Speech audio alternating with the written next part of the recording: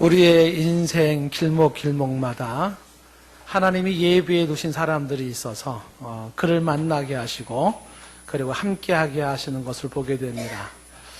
제가 인생을 살면서 수도 없이 경험하는 사례인데 내 인생의 길목길목마다 하나님이 예비해 둔 사람들이 있었고 또 그를 만남으로 인해서 또 함께 하나님의 사역을 같이 할 수 있었던 경험들이 참 많이 있었습니다. 그 중에 한 번은 이제 제가 유학하기 전에 개척교회를 한 적이 있었는데, 결혼하기 전에는 결혼한 사람이 제일 위대하게 보였고, 개척하기 전에는 개척한 사람이 제일 위대하게 보였습니다. 그래서 어떻게 저 교회를 개척할 수 있을까? 정말 부러웠었고, 그러다 하나님께서 이만저만한 사인을 주셔서 교회를 개척을 했던 적이 있습니다.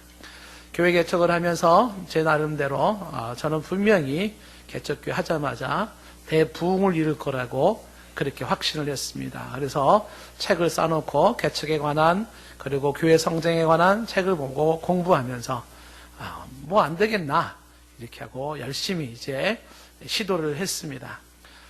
조그만 상가에 이제 설립 예배를 드리던 날, 개척 예배를 드리던 날, 그날 밤 9시에 단상에서 홀로 이제 기도를 하는데 아래층, 그 상가 아래층 입구에서 북소리가 나서 웬 북소리인가 하고 내려가 봤더니 주인집 할머니가 그 밑에서 구슬하고 있더라고요. 그래서 아니 지금 오늘 이 예배를 드린 날인데 왜 여기서 이렇게 구슬하시나. 할머니는 무슨 의도인지 모르겠는데 하여튼 일치월장 부흥을 빌면서 구슬하신 것이었었어요. 제가 이제 한 개척하고 2년, 한 2년, 3년 정도 되는지 모르겠는데 2, 3년 동안 정말 힘들었었어요. 왜냐하면 생각처럼 안 되는 거죠. 그래서 우리 집사람이 이제 학교 교사하면서 이제 월급 받으면 거의 교회 다 이렇게 막 집어넣다시피 이러고서 살았는데 교회 그 월세를 못 내니까 밀리니까 주인 할머니가 부르더라고요. 이봐 젊은이 부르더니 제게 하는 말이 업을 좀 바꿔봐. 암만 해도 생긴 건 멀쩡하게 생겼는데 그래서 다음은 떡볶이집이나 문방구로 좀 바꿔보면 어떻겠냐고 그러면 좀 살만하지 않겠냐고. 제가 이 일을 위해서 평생 살아온 사람인데 그래서 업을 바꾸다니요. 그런 해프닝도 있었습니다만은 하나님 앞에서 울며 불며 기도할 수밖에 없더라고요. 그래서 하나님 앞에 항복한다는 게 무엇인지를 그때 배웠던 것 같아요. 하나님 앞에 눈물로 항복하고 두 손 두 발 다 들었습니다. 나는 안 된다. 내 힘으로는 안 된다.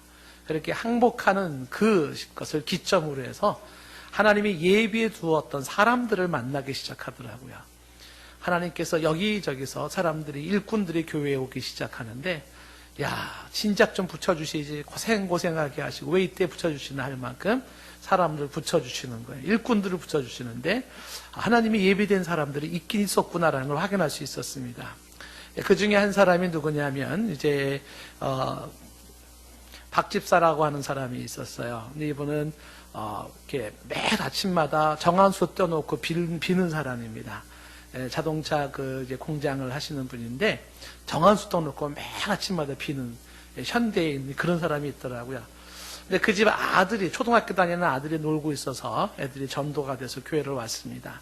그래서 이제 그 아이가 교회 열심히 나오면서 그 아이를 기점으로 그 부인도 교회를 나오게 되었어요. 그래서 부인도 교회를 열심히 나왔는데 문제는 그 남편이 화가 난 겁니다. 부인이 교회를 나가기 시작하는데 보니까 한 번만 나가는 게 아니라 일주일에 수요일 날 나가지 금요일 날 나가지 무슨 기도한다고 나가지 그러니까 남편이 화가 났습니다. 화가 난 이유가 이 부인이 완전히 교회에 미쳤구나 이런 것 때문이 아니라 집이 밥 세끼가 제대로 차려지나 빨래가 제대로 되나 설거지가 제대로 되어 있나 집이 엉망인데 교회를 간단 말이죠. 이게 남편이 반대를 했습니다. 아주 박해를 심하게 했어요. 부인을. 근데도 이제 부인은 이제 막 남편의 박해를 이기고도 교회 나오고 이렇게 한 것입니다. 그런데 이제 어느 날 이 부부가 밤늦게까지 부부싸움을 한 것 같아요.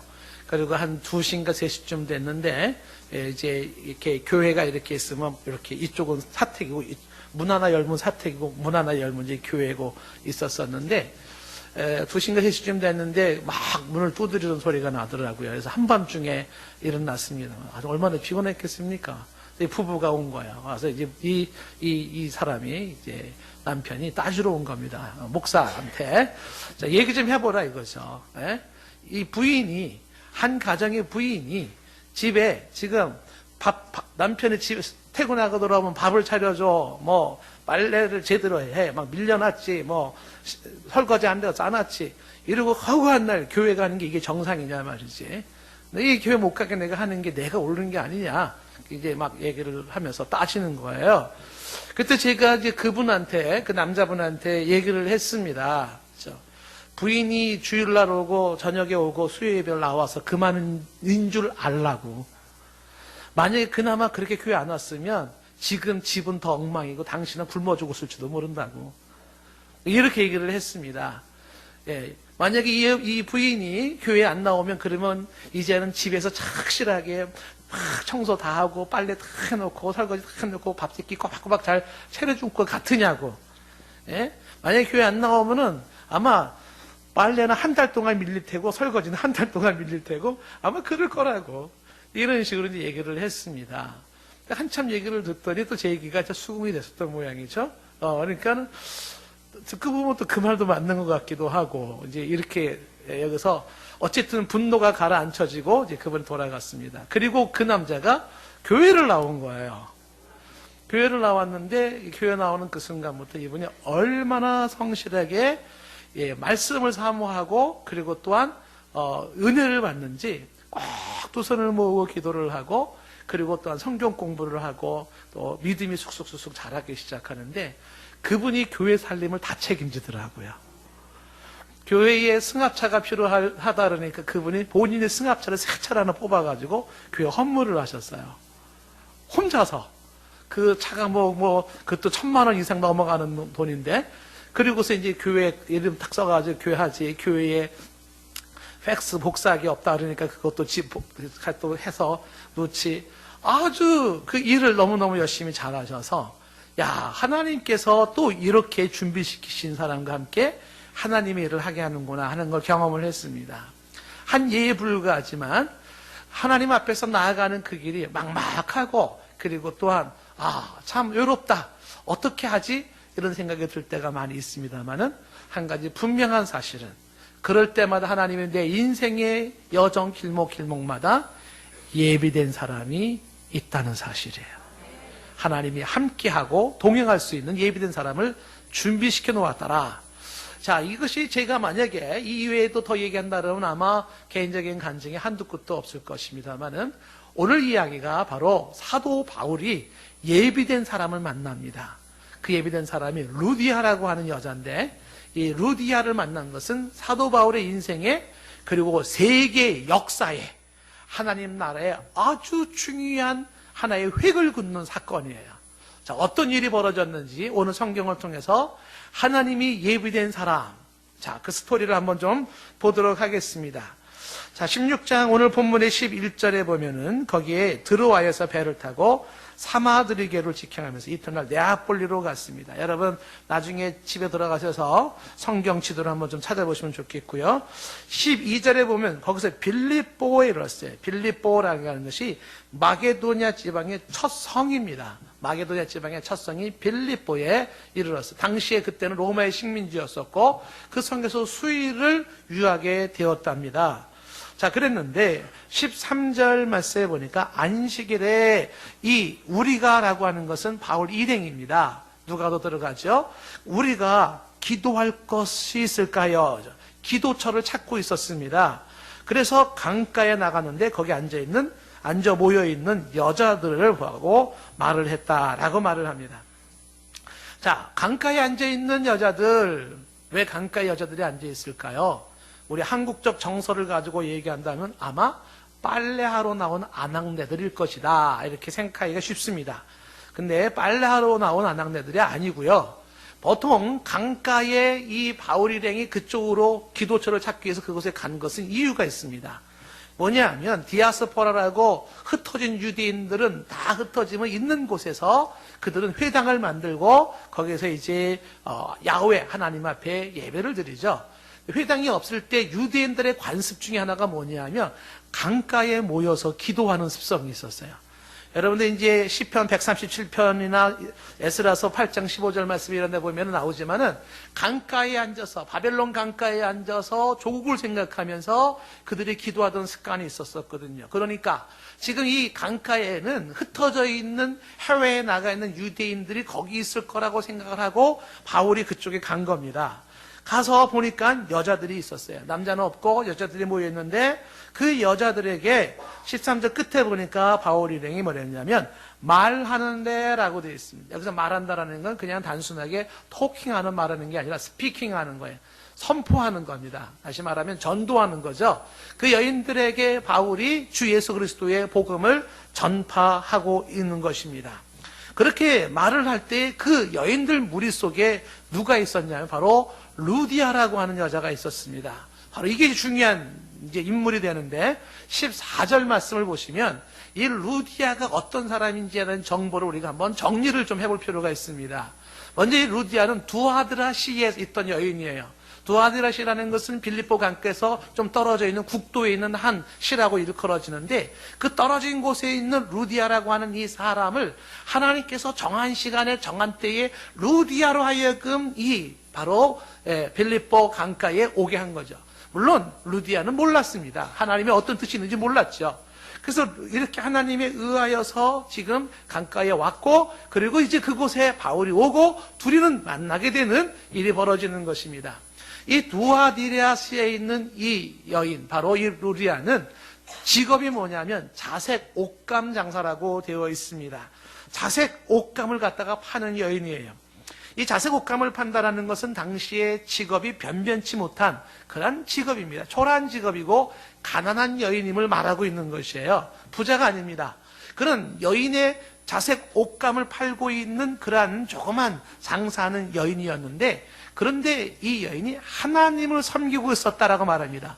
여기서 말한 하나님을 섬긴다는 것은 예수 그리스도를 믿는 게 아니라 구약의 하나님을 예배하는 줄 알았다는 것이에요. 이 여인을 향하여 역사적 기록을 보면은 이 루디아라고 하는 사람은 비록 그의 장사하는 것이 작은 장사였지만 대단히 정직한 직업인이었다는 평가를 받습니다. 하나님을 경외하고 섬기고 있는 이 루디아는 자기가 하고 있는 그 직업에 성실했어요. 정직했다고 하는 것이죠.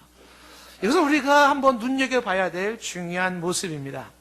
우리가 직업을 가지고 직장 생활을 할 때 기억해야 되는 것은 뭐냐면 바로 하나님을 경외하는 자의 특징이 뭐냐면 자신이 하고 있는 그 일에 정직한 직업인이 되는 거예요. 정직한 직업인. 하고 있는 그 일이 얼마나 큰 일이고 위대한 일이냐라는 것이 중요하지 않아요. 우리가 흔히 얘기하는 직업에 귀천이 없다는 말이 있지 않습니까? 맞는 말입니다. 직업에 귀천은 없어요. 범죄하는 일이 아니라면요 모든 직업은 신성하고 거룩한 것이죠. 중요한 것은 나로 그 일을 하게 하신 하나님께서 기대하시는 게 있습니다. 그 기대가 뭘까요? 그게 내게 주신 사명이고 미션인데 하고 있는 그 일에 바로 하나님을 경외하는 자로서 정직하게 성실하게 직장 생활을 하는 것이죠. 저와 여러분들이 이런 직장 생활을 할 수 있기를 축복합니다. 하고 있는 그 일, 가고 있는 그 직장에서 정직하게 하십시오. 성실하게 하십시오. 이것이 마땅히 하나님의 사람들이 가져야 될 모습인 것입니다. 하고 있는 그 일이 얼마나 크냐 화려하냐를 논하지 마십시오. 우리가 종종 이야기했던 이야기처럼 셰익스피어의 이야기 속에 마당새가 마당을 쓸고 있었잖아요. 그러니까 사람이 지나가면서 그 마당새를 놀렸다고요. 어찌 너는 주제가 마당이나 쓰는 주제밖에 안 된다고 놀린 거예요. 예? 수많은 사람들이 아주 스포트라이트를 받아가면서 아주 멋지게 살아가는데 마당이나 쓸고 있는 마당새 주제 얼마나 참 초라합니까? 그래 그렇게 이제 비아냥거렸더니 마당새가 하는 이야기가 나는 지금 주인의 마당을 쓰는 것이 아닙니다. 나는 지구의 한 모퉁이를 깨끗하게 하는 것입니다. 했다는 거 아닙니까? 바로 이것이죠. 내가 하는 그 일이 지구의 한 모퉁이를 깨끗하게 하는 거예요. 이것이 뭐냐면 하고 있는 내 직업에 대한 긍지예요. 긍지. 직업에 대한 긍지예요. 혹시 여러분이 마당을 쓰는 마당새의 직업을 가지고 있습니까? 어떻게 생각하십니까? 나는 지구의 한 모퉁이를 깨끗이 하고 있다는 이 긍지를 가지고 있습니까? 이게 필요한 것이죠. 하나님 앞에서 이런 긍지를 가지고 내가 하고 있는 그 일에 하나님 앞에서 성실하게 그 앞에서 정직하게 그 일을 감당하는 거예요. 이것이 필요한 하나님께서 우리에게 요구하시는 직장인의, 크리스천 직장인의 모습인 것입니다.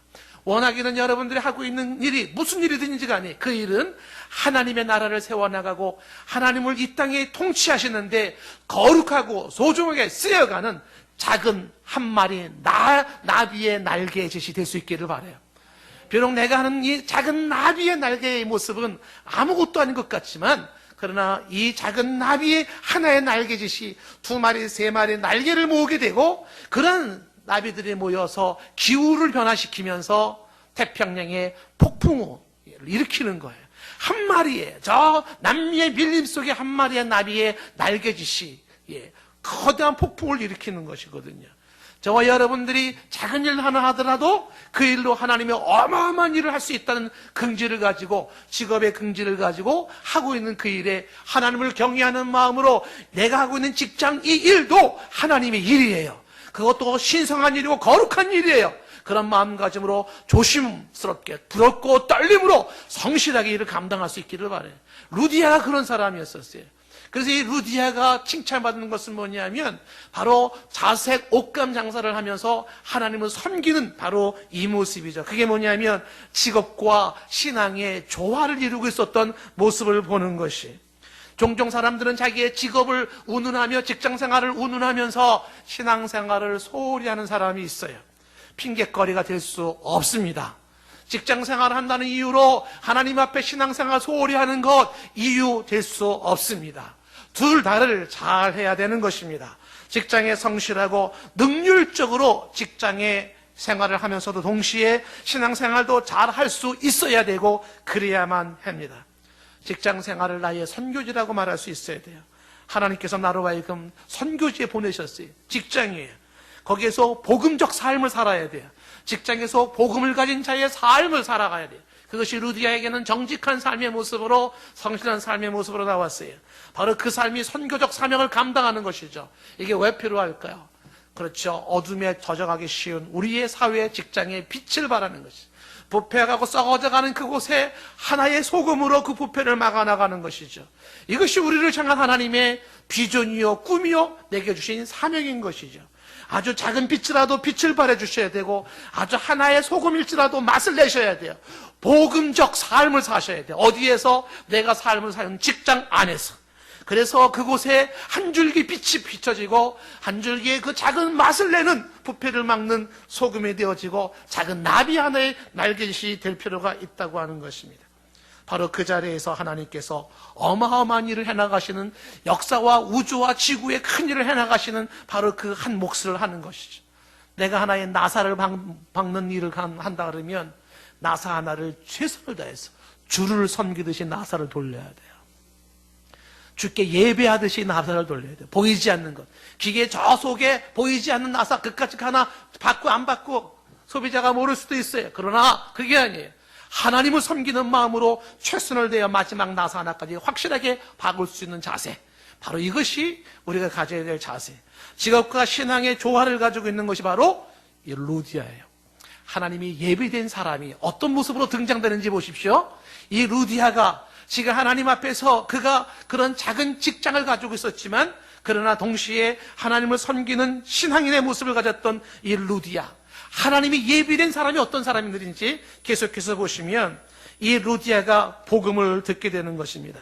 지금 16장 14절 말씀에 이 루디아라 하는 한 여자가 말을 듣고 있을 때라고 되어 있습니다. 복음의 말씀을 듣고 있었다는 것입니다. 하나님이 예비된 사람은 복음의 말씀을 듣습니다. 아무나 복음의 말씀을 듣지 않습니다. 하나님이 예비된 사람은 복음의 말씀을 듣습니다. 복음의 말을 들을 수 있는 그 사람은 하나님께서 예비하신 사람이에요. 믿음은 들으면서 납니다. 듣지 않고는 믿음이 자랄 수가 없습니다. 여러분은 이 시간에 나와서 하나님 말씀 듣습니까? 여러분은 예비된 사람들이에요. 복 있는 사람들입니다. 이 루디아가 하나님의 말씀, 복음을 듣기 시작하는 것이죠. 축복입니다. 그런데 놀라운 사실은 이제 주께서 그 마음의 문을 열었다고 이야기를 하는 거죠. 예비된 여인이었던 이 루디아가 마음이 열렸다는 것을 성경은 증언하고 있습니다. 마음이 열리는 것이 진짜입니다. 역사는 마음에서 일어나는 것이고, 회심은 마음에서 일어나는 것이고, 변화는 마음에서 일어나는 것이고 새로워지는 것은 마음에서부터 시작되는 거예요. 마음이 열리는 은혜가 있기를 바랍니다. 주께서는 지금도 우리의 마음의 문을 노크하고 계시죠. 요한계시록 3장 20절 말씀에 볼지어다 내가 문 밖에 서서 두드리노니 누구든지 내 음성을 듣고 문을 열면 내가 그에게로 들어가 그와 더불어 먹고 그는 나와 더불어 먹으리라. 주 예수 그리스도가 내 마음의 문을 두드리고 있어요. 내 마음의 문을 열고 예수님을 영접하셔서 주님과 함께 먹고 마시는 은혜가 있어야 할 것이죠. 마음이 열렸다라고 하는 것이 진짜예요. 수많은 사람들이 하나님 앞에서 마음의 문을 열지를 않아요. 이게 문제입니다.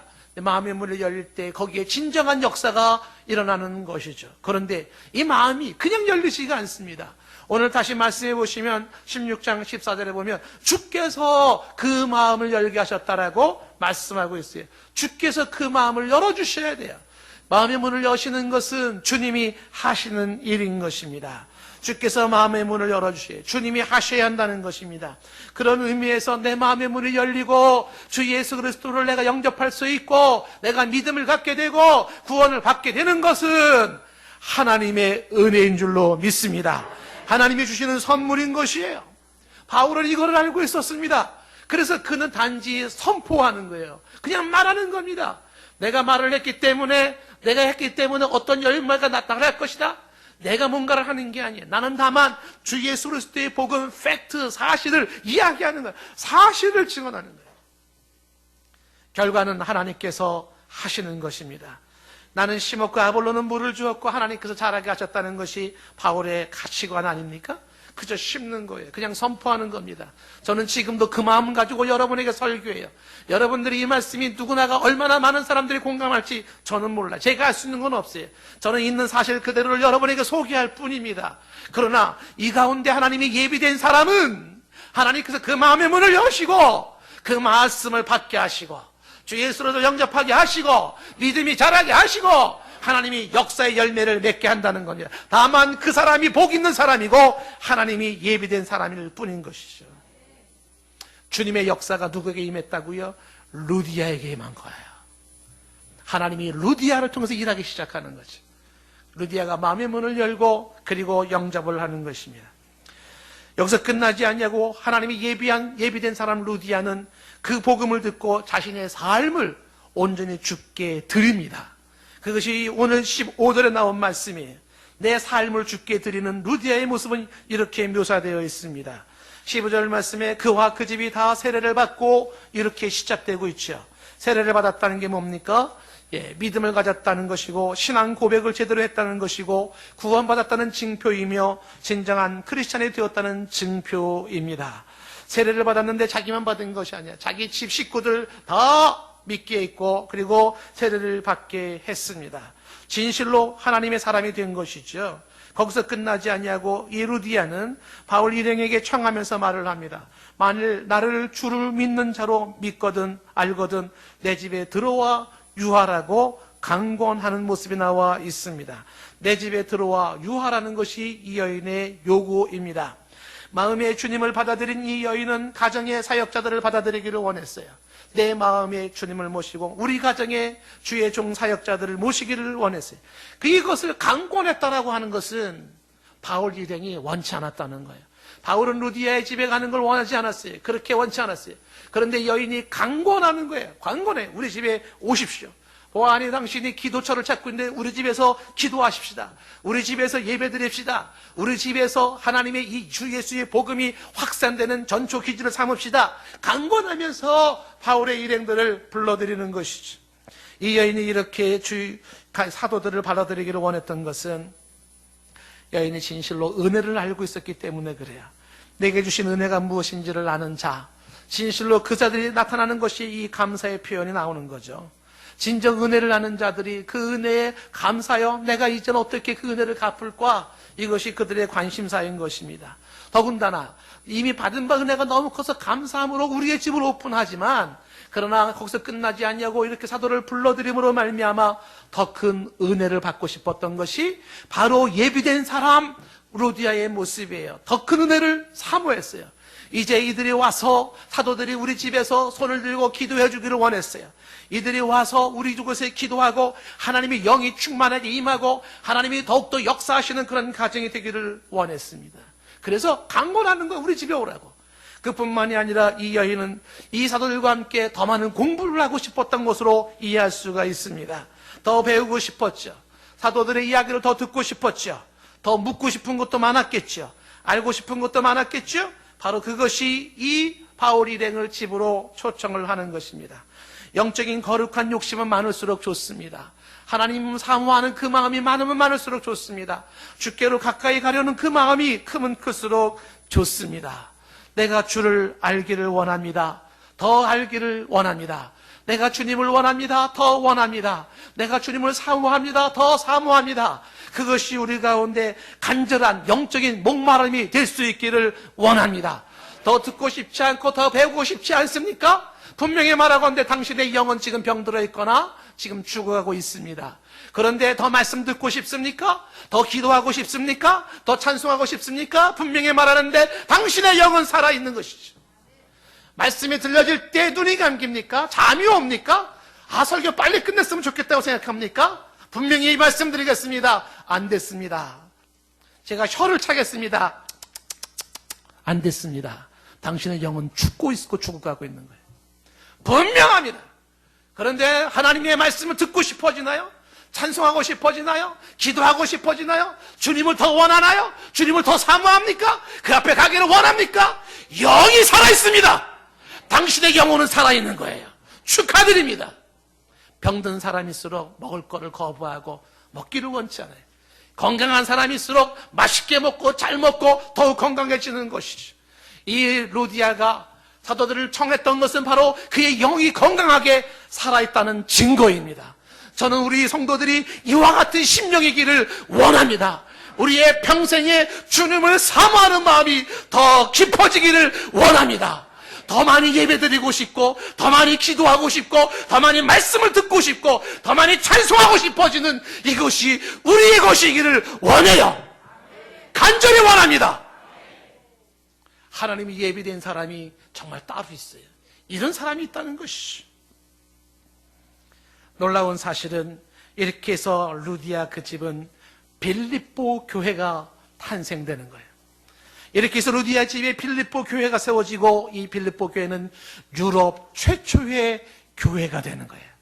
여러분, 저 유럽의 그 최초의 교회가 어딘지 아십니까? 바로 이 루디아 집에서 이렇게 시작이 된 거예요. 한 집안에서 시작됐던 이것이 유럽을 복음화시키는 바로 시작점이 됐던 것입니다. 이 빌립보 교회가 이와 같은 참으로 축복의 교회가 된 것이죠. 성경에는 모든 교회의 시작이 주로 가정에서 이루어진 것을 보게 됩니다. 내 집에서 시작된 교회가 바로 이 지역 대륙을 복음화시키는 그런 전초기지가 되었다는 것은 축복이 아닐 수가 없습니다. 바로 내 자신을 온전히 헌신했던 그 모습 속에서 나타나는 모습인 것이죠. 오늘날 집에서 구역예배 한번 드린다 그래도 집에 오는 것을 아마 꺼리고 힘들어하는 게 보통 사람들의 모습일 거예요. 미국에서 있었던 일인데 한 남전도 회원들이 모여서 야, 우리가 너무 성경 공부를 안 해서 좀 걱정이지 않냐, 우리 성경 공부도 좀 했으면 좋겠다 하는 이야기가 오고 갔답니다. 그래서 남자들끼리 그래, 우리 성경 공부 좀 하자. 그래서 우리도 한번 좀 충만하게 믿음도 크고 말씀으로 무장된 그런 삶을 가져보자 이렇게 했대요. 근데 언제가 좋겠는가? 우리가 시간을 낼 수 있는 시간이 언제인가? 그래서 서로가 의논한 시간에 가장 함께 시간을 낼 수 있는 게 아침 시간이래요. 그래서 아침에 우리가 모여서 같이 성경 공부하고 그리고 우리가 이제 출근하는 걸로 하자 이런 식으로 마음을 모았답니다. 얼마나 좋은 일입니까? 그러면서 이제 그러면 어디에서 할까? 그 중에 가장 그래도 안수집사교회에 해당되는 이제 좋은 믿음의 사람들이 한 사람이 집사님이 말했겠죠.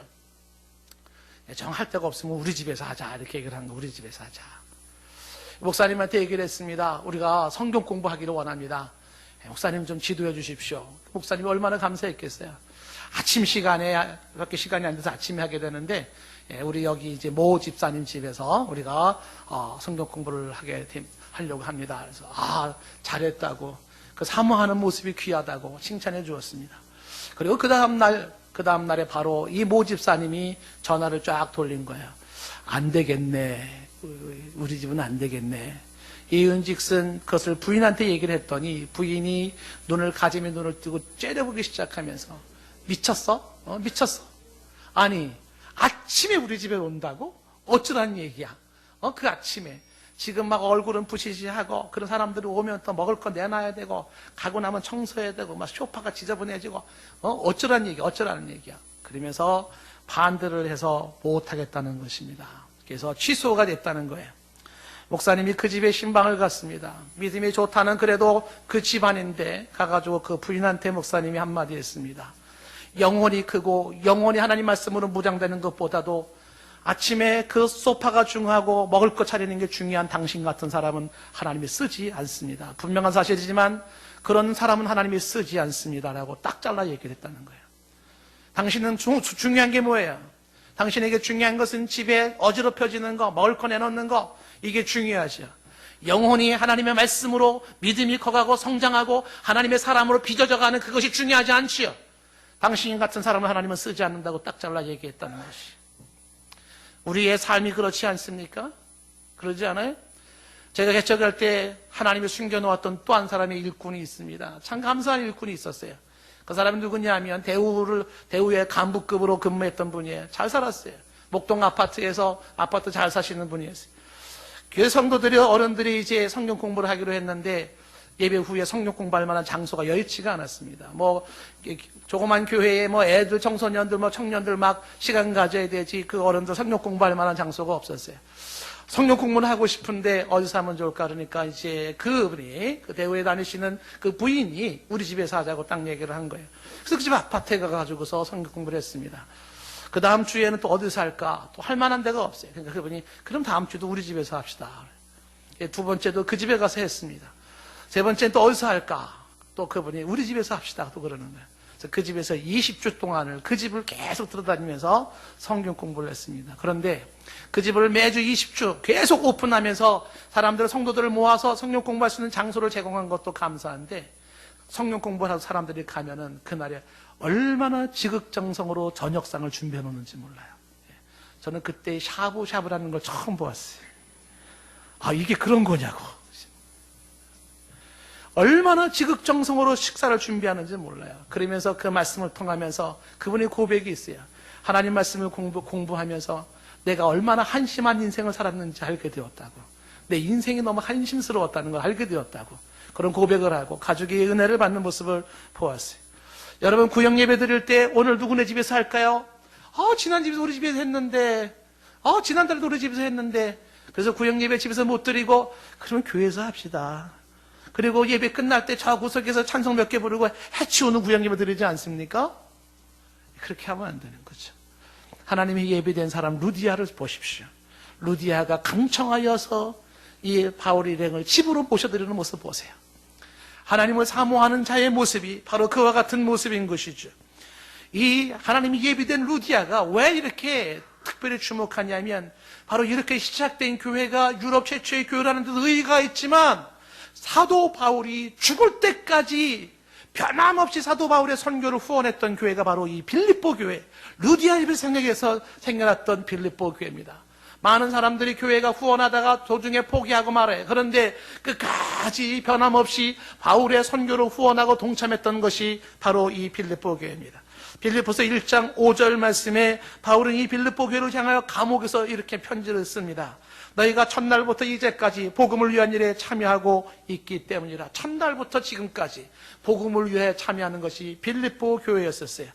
바울은 이 빌립보서를 마무리 지으면서 4장 15절 이하에 계속 이렇게 얘기하죠. 빌립보 사람들아, 너희도 알거니와 복음의 시초에 내가 마게도냐를 떠날 때 주고받는 내 일에 참여한 교회가 너희 외에는 아무도 없었느니라.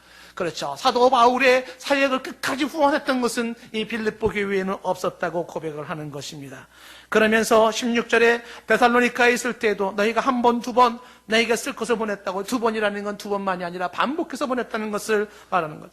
사도 바울의 사역에 쓸 것을 공급했던 것이 빌립보 교회였었어요. 바울이 이런 얘기 왜 할까요? 17절 말씀에 내가 선물을 구하려고 이렇게 얘기하는 게 아니라는 것이죠. 더 많이 후원해라, 그런 거를 얘기하려고 이 얘기하는 게 아니죠. 오직 그렇게 섬길 줄 아는 너희에게 유익하도록 풍성한 열매가 있도록 구하는 거라는 거예요. 누가 복 받는 길이냐 말이죠. 바울이 그 후원 조금 받는 것 때문에 아부하려고 이렇게 쓰는 게 아니라는 것이죠. 그렇게 섬길 줄 아는 너희가 복 받는 길이에요. 너희가 하나님께 붙잡힌 바 되는 것이고, 너희가 하나님이 예비된 사람으로 역사에 쓰임받는 사람이 된다는 것이에요. 너희가 풍성한 열매를 구하기 때문에. 예수께서 하시는 말씀이, 그래서 18절 말씀에 내게는 모든 것이 있고 또 풍족하다라고 말을 합니다. 에바브로디도 편에 너희가 준 것을 받음으로 내가 풍족하니, 이렇게 드려진 모든 예물들은 주께서 받으실 만한 향기로운 제물이요 하나님을 기쁘시게 하는 것이라고 말을 합니다. 하나님께 향기로운 제물을 드린 빌립보 교회, 하나님을 기쁘시게 한 빌립보 교회를 말씀하고 있는 것이죠. 예비된 사람이, 한 사람의 헌신이 교회에 이와 같은 모습으로 하나님이 받으실 만한 향기로운 제물을 올려드리죠. 그리고 하나님을 기쁘시게 하지 않습니까? 그들에게 빌립보서 4장 19절 약속이 보장되는 거예요. 빌립보서 4장 19절 말씀, 다 같이 스크린 나와 있는 거 큰 소리 같이 읽어봅시다. 나의 하나님이 그리스도 예수 안에서 영광 가운데 그 풍성한 대로 너희 모든 쓸 것을 채우시리라. 여러분, 하나님 앞에 쓰임받는 도구입니까? 하나님 앞에 드려지기를 기뻐합니까? 하나님 앞에 이렇게 향기로운 제물을 드리고 나아갑니까? 분명히 성경은 말합니다. 그리스도 예수 안에서 영광 가운데 그 풍성한 대로 너희 모든 쓸 것을 채우시리라. 너희의 모든 쓸 것을 하나님이 채우시리라. 바울의 인생, 바울의 사역에 있어서 루디아의 만남은 매우 의미가 깊습니다. 또한 루디아에게도 바울을 만난 것은 큰 축복이 아닐 수가 없습니다. 서로에게 유익했습니다. 바울에게 루디아는 좋은 사역의 동역자였고, 이 루디아는 바울에게 힘이 되었고, 바울의 사역에 바로 징검다리 전초기지가 되었습니다. 또한 루디아에게 있어서 바울은 생명의 은인입니다. 바울로 인해서 루디아는 진리를 알았고 구원에 이르게 되었으며 하나님의 은혜 아래 머물게 되었습니다. 2000년이 지난 지금까지도 루디아라는 이름은 거룩한 하나님의 성경책에 쓰여진 이름이 되었습니다. 전 세계 수많은 사람들이 루디아 이름을 부릅니다. 그 이름이 그 생명책에, 성경책에 쓰여질 수 있었던 것은 루디아가 정말 하나님 앞에 은혜받은 여인인 것이 틀림이 없습니다. 서로에게 이러한 모습을 우리는 바라보고 있는 것입니다. 사람을 예비시켜 놓으시는 하나님을 우리는 주목해 봅니다. 믿음의 파트너를 예비시켜 놓으시는 하나님의 모습이죠. 내 개인의 인생에도 하나님이 나와 함께할 파트너를 예비시켜 놓지만, 그러나 시대와 역사 속에서도 하나님은 반드시 예비된 사람으로 인하여서 시대가 서기를 원하고 역사가 서기를 원했고, 그리고 하나님의 나라가 임하기를 원했던 것을 보게 돼요. 사람을 만드시고 사람을 세우시고 사람을 통해서 일하신 하나님이 지금도 사람을 세우시고 역사하시죠. 아담과 하와를 창조하신 하나님은 노아를 세우셔서 심판을 명하셨고, 아브라함을 통하여서 하나님의 나라가 이루어지기를 원하셨죠. 모세를 통하여 그의 택한 백성들이 이끌어지기를 원하셨고, 여호수아를 통하여 약속의 땅을 점령하게 하시죠. 사다들을 세우시고 사울을 세우시고 다윗을 세우시고 솔로몬을 세우시고, 민족의 멸망했을 때에는 느헤미야를 세우시고 다니엘을 세우시고 에스더를 세우시며 역사하시는 하나님, 사람을 준비시키시고 사람을 세우시고 사람을 통해서 일하시는 하나님, 역사 속에 카톨릭의 물이 익을 때 어거스틴을 세워서 진정한 신앙을 세우게 하시고, 루터를 세워서 칼빈을 세워서 부패한 기독교를 새로 잡게 하시고, 모든 기독교가 잠들어 침체했을 때 조나단 에드워드를 세워서 잠든 기독교를 세계를 깨우게 하시고, 요한 웨슬리를 통해서 깨우게 하시는 하나님이죠.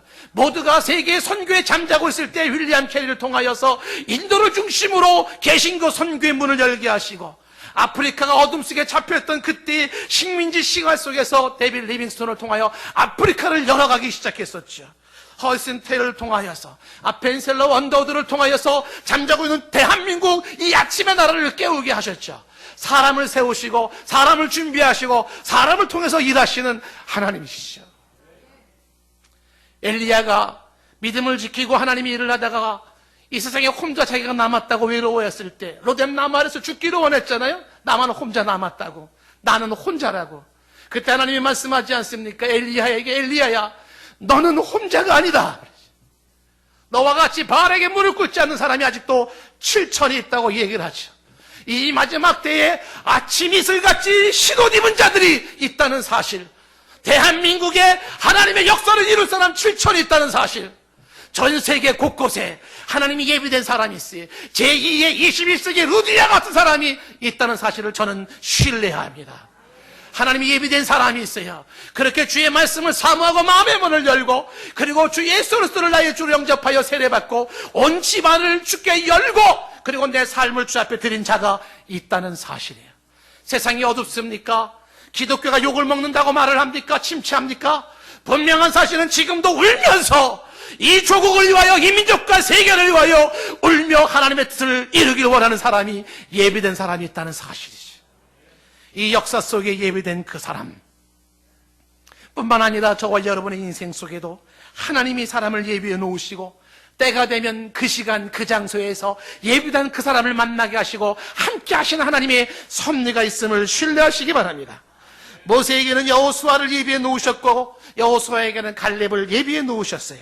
바울에게 바나바를 예비해 놓으셨고, 디모데, 브리스길라, 아굴라, 베베자메, 루디아 사람들을 예비해 놓으시고 당신의 역사를 이루어 가셨습니다.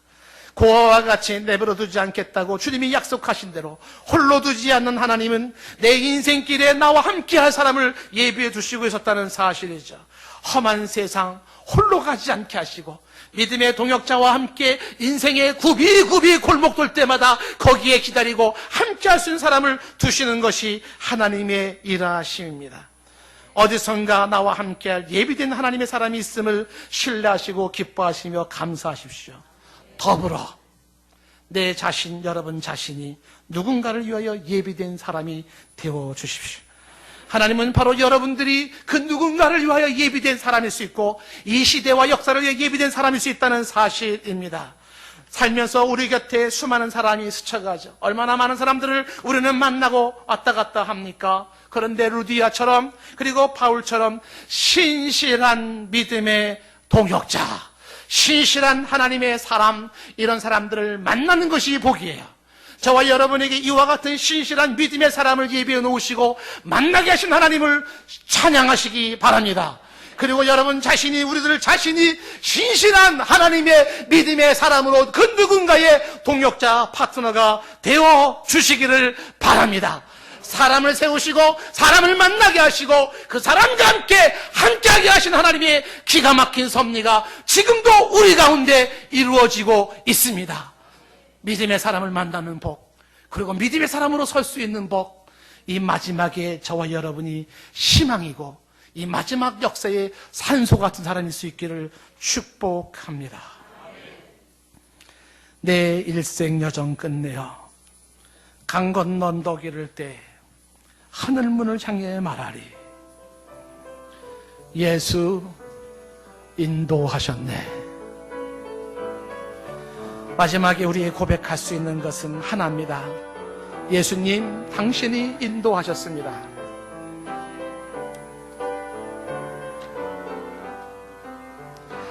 내 인생 여정 끝내요 강 건너 언덕 이를 때 하늘문 향해 말하리. 예수 인도하셨네. 매일 발걸음마다 예수 인도하셨네. 나의 무거운 죄짐을 모두 벗고 하는 말 예수 인도하셨네. 이 가시 바뀔 인생을 허덕이면서 갈 때에 시험과 환난 많으나 예수 인도하셨네.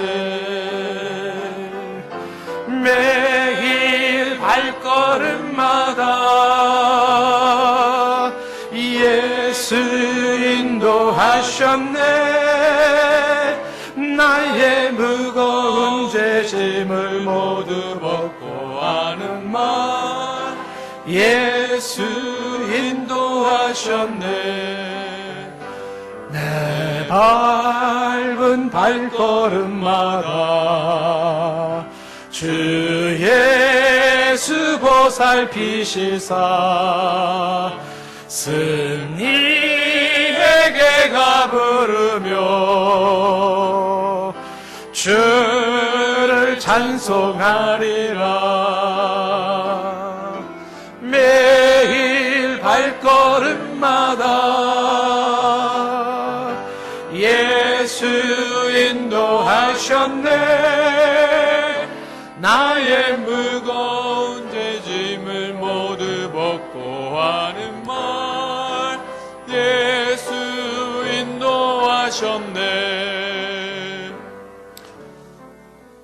반주 계속 해주시고요. 기도하는 시간을 여러분에게 드리려고 합니다. 기도 시간 길지 않습니다. 간절히 호소하는데 가장 정직한 기도를 드려보십시오. 가장 진심 어린 기도를 한번 드려보십시오. 1분, 2분 정도밖에 안 되는 기도일지라도 이 기도가 내 인생의 마지막 순간이라고 생각하고 팔 벌려 계신 주 예수님 앞에 기도 한번 해보십시오. 주 예수여, 하나님이여, 어떤 고백도 좋고 어떤 간구도 좋고 어떤 마음도 좋습니다. 딴 생각하지 마시고요. 다른 거 집착하지 마시고요. 십자가에 매달려서 지금도 사랑의 눈물이 가득한 그 눈빛으로 바로 나를 바라보고 계신 주님을 바라보시면서 마음의 문을 열고 주님 앞에 나아가 고백하는 시간 가지십시오. 만약에 기도가 안 되시는 분이 있다 그러면 이 찬양을 같이 더 부르시고, 또 이 찬양이 나의 고백이고 기도라고 생각하시는 분이 이 찬양을 부르시고요. 자유롭게 하나님 앞에 나아가는 시간을 좀 갖기를 원합니다. 주님, 예비된 사람을 만나게 하시고, 주님, 내가 예비된 사람이기를 원합니다. 하나님 앞에 우리가 기도하며 나가기를 원합니다.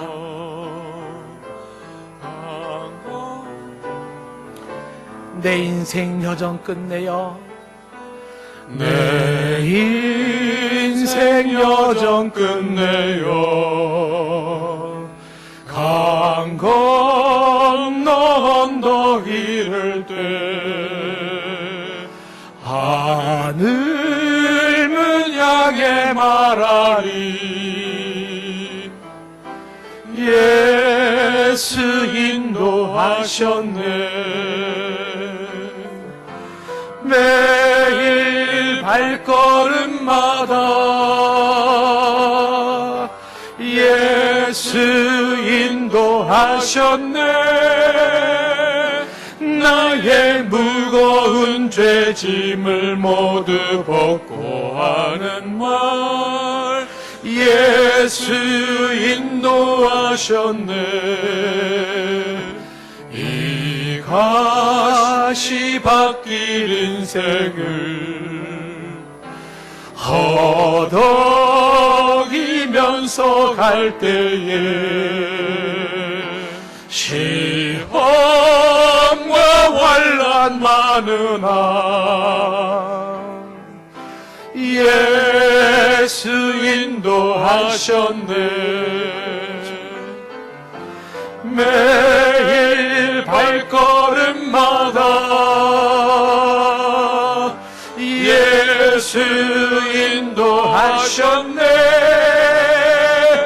나의 무거운 죄짐을 모두 벗고 하는 말 예수 인도하셨네.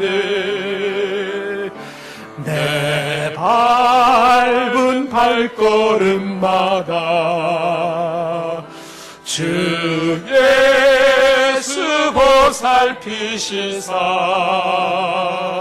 승리에게가 부르며 주를 찬송하리라. 매일 발걸음마다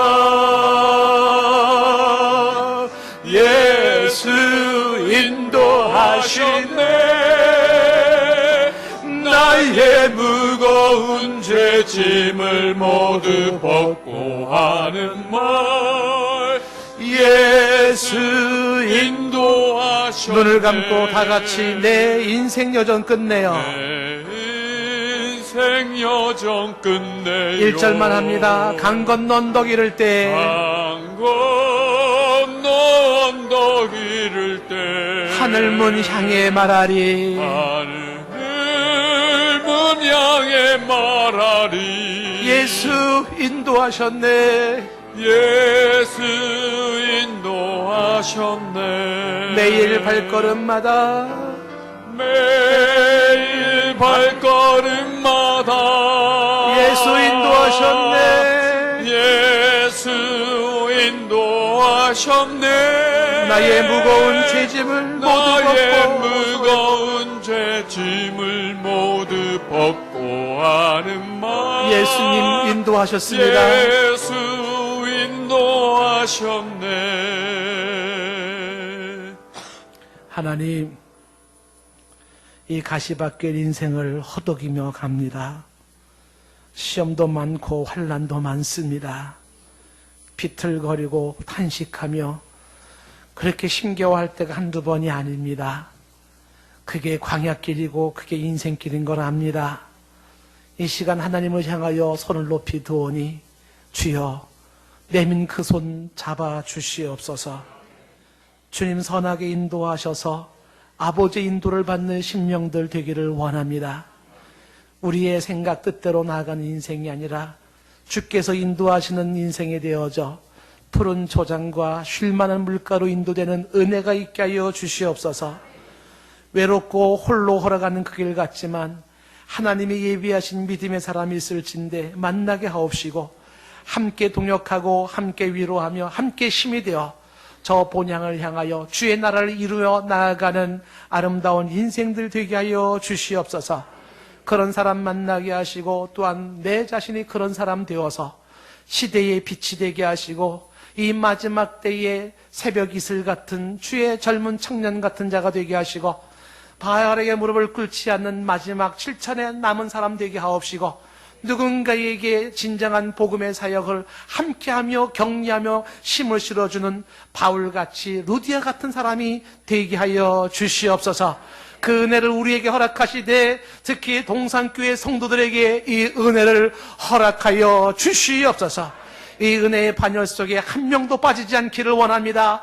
이 은혜의 반열 속에 우리 모두가 동참할 수 있기를 간절히 원합니다. 하나님 이 시간도 또한 정성을 다해 드린 귀한 예물이 있습니다.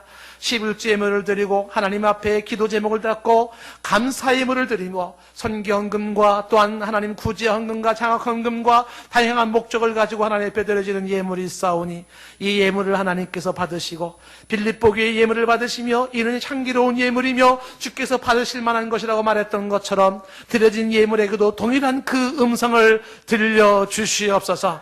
사랑하는 하나님의 귀한 백성들 평생의 축복의 통로가 되게 하시고 이들로 인하여 교회가 세워지게 하시고 이들로 인하여서 하나님의 나라가 임하게 하옵시며 이들로 인하여서 이 사회 이 민족이 밝아지는 축복이 있게 하옵소서. 예수님의 이름으로 축복하며 기도드리옵나이다. 아멘.